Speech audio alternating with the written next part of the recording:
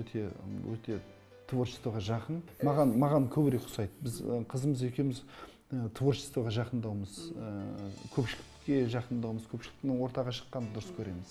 Қызылордада Қорқыт атындағы университетті биыл жақсы бітірді. Болашақ енді қазір қызметке тұруды қазір ойластырып жатыр. Ұлым мысалы экономика мамандығын таңдады. Мен өзім онша оған қолдаған жоқпын, бірақ кейін қарасам, экономист көп болғанмен де экономиканы жақсы білу барлық кезде керек. Ол әр заматтың өз экономисттері болу керек. Депутатсыз. Көп мүмкіншілік бар қолыңызда. Балаларыңыздың мәселесін бірақ телефон қоңырауымен шешуге болады. Керемет жұмыстарға орналастыруға болады. Соны неге қолданбасқа? Өзім заңсыз жолдармен, туған туысқандықпен қызметке барып көрген жоқпын, және өз проблемамды шешіп көрген жоқпын. Балаларымдан сөйтіп үйретемін. Себебі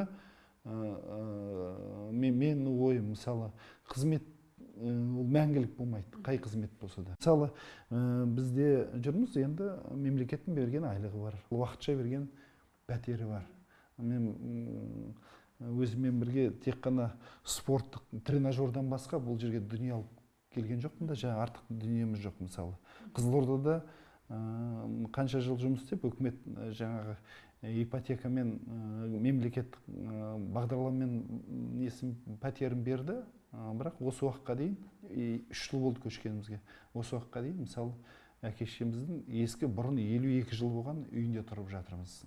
Мен ойым, одан ешқашан қысылмаймын, және ұялған емеспін. Мысалы, Ардақ екеуміз шетелге барып, бір қыдырып көрген жоқпыз. Ойымызда бар, бір мақсатымыз, Ардақ екеуміз Парижге барып, бір көрсек па деген арманымыз бар. Ардақ үшін сіз жауап беріп жатырсыз, Ардақ үшін айтып жатырсыз. Ардақ Францияға өзі барғысы келеді ме екен? Біз өзіміз бірге құрған жоспарларымыз, сол енді жараласа, сол 2030-да пенсияға шыққанда, сол кезде барып қайтармыз, қыдырып бәрін көріп. Танысқан кезімізде сол Джодосен өлеңін көп тыңдайтынбыз. Егер сен қасыңда болмасаң деген бір белгілі Джодосен өлеңі бар, соны қазақшаға аударып өзіне арнап айтып берем деген мақсатым бар. Соған дайындалып жүріп. Үйдегі сіз сүйіп істейтін үнемі жасайтын меншікті міндетіңіз қандай? Меншікті міндет, егер Ардақ үйде болатын болса, мен еркелеп компьютердің алдында отырып, бүкіл дүние жүзіндегі интернет арқылы ақпаратты жинақтаймын. Сосын Ардақ үйдің тіршілігін жасап отқан кезде қасына әңгіме айтып жүремін. Ең жақсы көретін тіршілігім сол.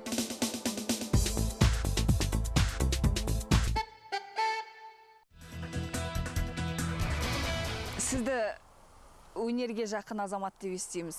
Кезінде би үйірмесіне қатысып, өнер көрсетіп, үлкен сахналарға шығыпсыз. Мен мектеп жасынан айналыстым, 8-ші сыныпта. Бірінші осындай бір конкурс жариялаған екен, соған қатысып көріп, билей алмаймын деп бармай, бірақ кейін бұл өзіме қызық болып көрінді.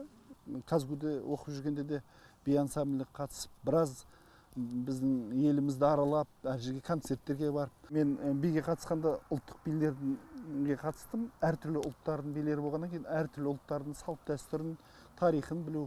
Ол енді әрине қазір бүгінгі көп ұлттық Қазақстанда да бізге мысалы әр ұлттарды жақсы білуге, қарым-қатынасты жақсы жасауға өте қажет. Қазір қалай?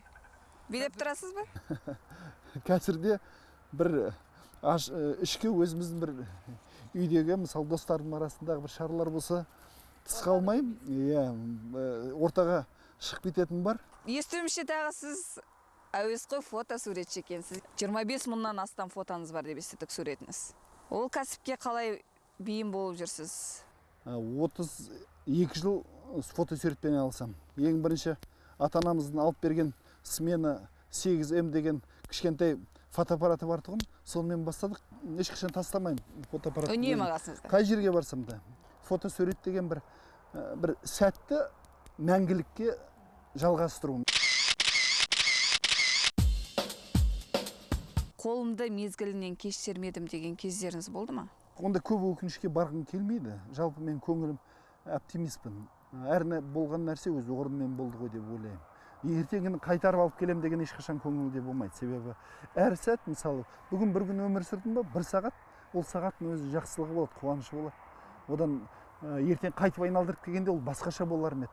Көңіліңіз достан да, дұшпаннан да қалған кездер болды ма? Ол болды. Ол дұшпаннан көңіл қалған, ол үйреншікті нәрсе. Ең қорқатын нәрсеміз достардан.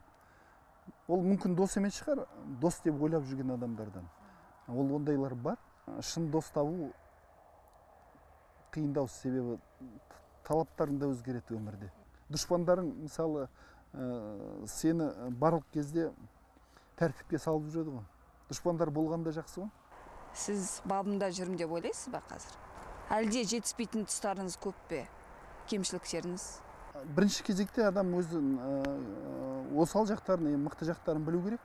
Осал жақтарына қарсы әрекет жасау керек те, өзін мықты жақтарын пайдаланып, сол іске асыру керек. Ал сіздің мықтылығыңыз неде? Бірінші білімділікке сүйенемін. Әр нәрсені ізденіп түбіне жеткенін дұрыс көремін.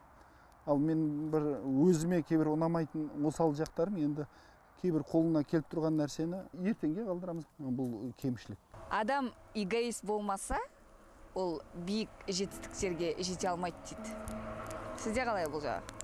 Кезінде Бисмарк айтқан екен, мемлекет романтик емес, мемлекет эгоист болу керек дейді. Өз халқына, өз мемлекетінде не пайдалы, сырттан ананы айтады, мынаны айтады, бізді былай жамандайды, былай айтады дегенге сенбей, халқың үшін жасау керек, эгоист деп айтса айта берсін. Сол себептен мен ойымша осы мемлекет тұрғыда қарайтын болсақ, мемлекетіміз эгоист болған дұрыс. Жалпы эгоизм деген ол нашар ұғым емес, енді былай жеме-жем келген кезде. Сіз эгоист адамдардың қатарынан емессіз ба сонда? Енді эгоист қатарында емеспін. Себебі енді таза эгоист болып, мемлекеттік қызметте мүмкін жұмыс істеген қиын шығар. Тек қана өзін бір шарасын ойлаған адам көбінесе бизнеске барады шығар деп ойлаймын. Қай істе болмасын бірінші болуға тырысатын тәуекелшіл азамат, оптимист, депутат Мұрат Әбеновтың меншікті мекеніне барлауымыз осымен тәмам. Біз оның жақсылығын асыруды мақсат етпедік, тек барды боямасыз көрсетуге тырыстық. Келесі эфирде жүздескенше.